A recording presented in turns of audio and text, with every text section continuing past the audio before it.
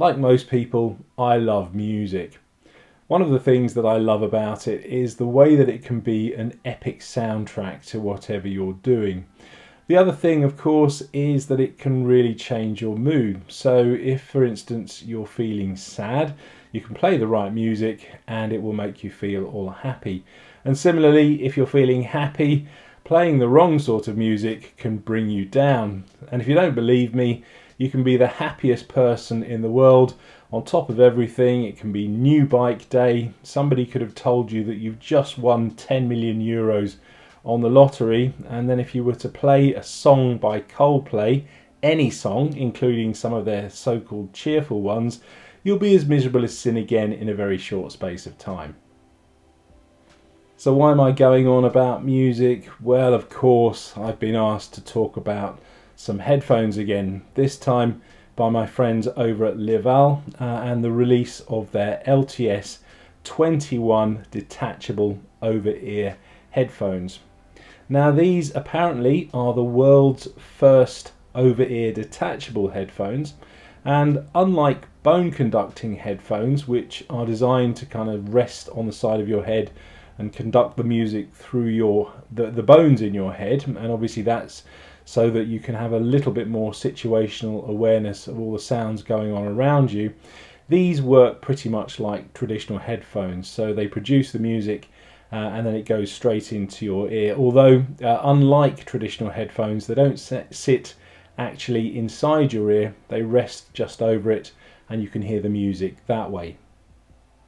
When I say that they are the world's first detachable over-ear headphones, I mean exactly that.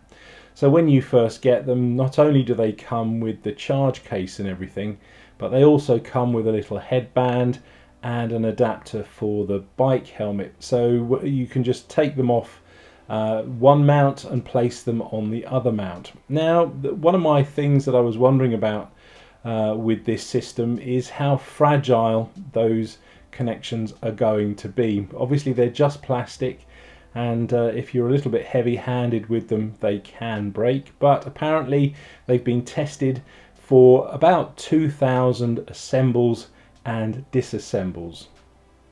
The other thing that differentiates these from a pair of bone conducting headphones is the fact that they are noise cancelling. So basically they listen to the surroundings, and then somehow through an algorithm or something like that, they work out how to kind of reduce all of that ambient sound in the headphones so that all you hear really is the music in its purest form.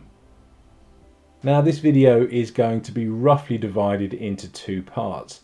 In the first bit, I'll be talking about the headphones as headphones, so essentially how they sound and how they work, etc. And then in the second part, I'll go on and discuss them specifically as sports headphones and give some of my thoughts about using them particularly for cycling. So first things first, when you get the headphones you will need to charge them, and that is done very simply and straightforward by placing the earbuds in the charge case, and then you plug a standard USB-C lead into that charge case and everything gets charged up.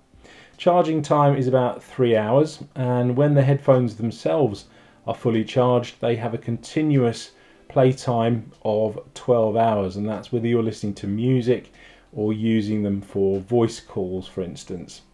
Now the good thing is that that battery life is extended to 48 hours because the charge case itself is obviously a charger.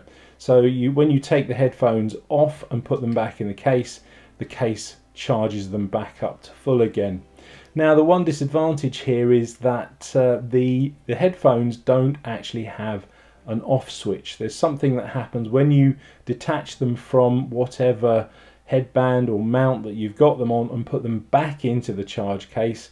That is the action that switches them off. Now normally that's not going to be a massive problem, but again, if you're detaching the headphones, attaching them again continuously, then yeah, you'll soon get through that 2,000 assemble and disassemble cycles. The operation of the headphones is equally as simple and straightforward. All you need to do is pair them via Bluetooth with your smartphone, and then you use your favorite music app, so Spotify or Apple Music for instance, to stream the music from your device to the headphones. Once everything is working and streaming, you can control the music using the touch sensitive pads on the side of each earbud. So for instance, you can start and stop the music, advance to the next song, go back to the previous song, answer or reject phone calls, and you can even activate things like Siri with a triple tap. Now, one of the really curious things about these headphones is that they don't have a volume control. There's no way that you can alter the volume either up or down of the music that you're listening to simply from the headphones themselves. If you want to do that, you have to get your phone out and change the volume on that. And that for me is a little bit of an oversight. If you are using these headphones while cycling, there's even a little remote control that you can put onto the handlebars of your bike. And again, you can control the music in exactly the same way as you would have done using the touch sensitive pads, but you're doing it all from this little remote control. And again, this will not control the volume of the music that you're listening to. That fairly major idiosyncrasy aside, the music quality from the headphones is actually pretty good. They have a very good bass and treble response, and the music is really clear. If you're using the headphones to watch videos or play video games, then there is very low latency. It's 50 milliseconds, so there's no issues with lip sync or anything like that. Everything looks smooth and sounds fantastic. LIVALL as a company are better known as manufacturers of cycling helmets, and as you would imagine, these headphones have also been designed to work with them as well. So basically they come with a little kind of sticky pads that you put onto the side of the helmet. You attach an arm to each of those pads, and then you attach the earbuds to that arm, and then you can listen to the music or whatever you're going to listen to from the headphones with the headphones actually attached to the cycling helmet. As headphones go, there's not really a lot not to like about them. They're nice and comfortable when you wear them, the battery life is pretty good, they're fairly easy to use, and the sound quality's really good. But the big question is, would you use them for sport, particularly cycling? Now, we're all grown-ups here, and of course you're going to make your own decision. And all I will say is that generally speaking, I think I would be a little bit uncomfortable about using any headphones because it compromises my situational awareness, and I can't really hear the cars and the traffic when I'm out and about on the bike. But having said that, there are a couple of occasions where I would use these headphones for cycling. The first and obvious instance where I would use these headphones for cycling is purely and simply as a hands-free for my phone.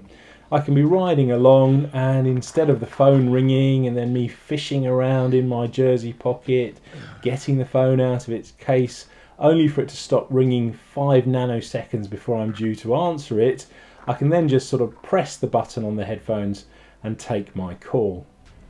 The other time I would use these headphones while cycling is when using my Karoo cycling computer and following a route.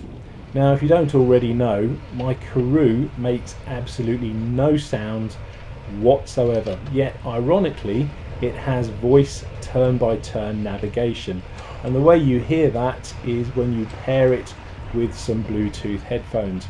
Normally when I'm cycling along following a route using it, it will flash up a turn, and if I don't see it, I'll miss the turn and then I just get completely lost. So using these headphones to access the voice turn-by-turn navigation will be absolutely perfect. The only time I feel I would be brave enough to use these headphones to listen to music while actually cycling is when I'm on my gravel bike and cycling off-road.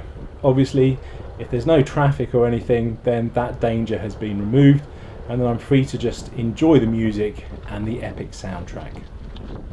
And because these headphones are IP64 rated, I don't have to worry about getting them wet in the rain or even too dusty.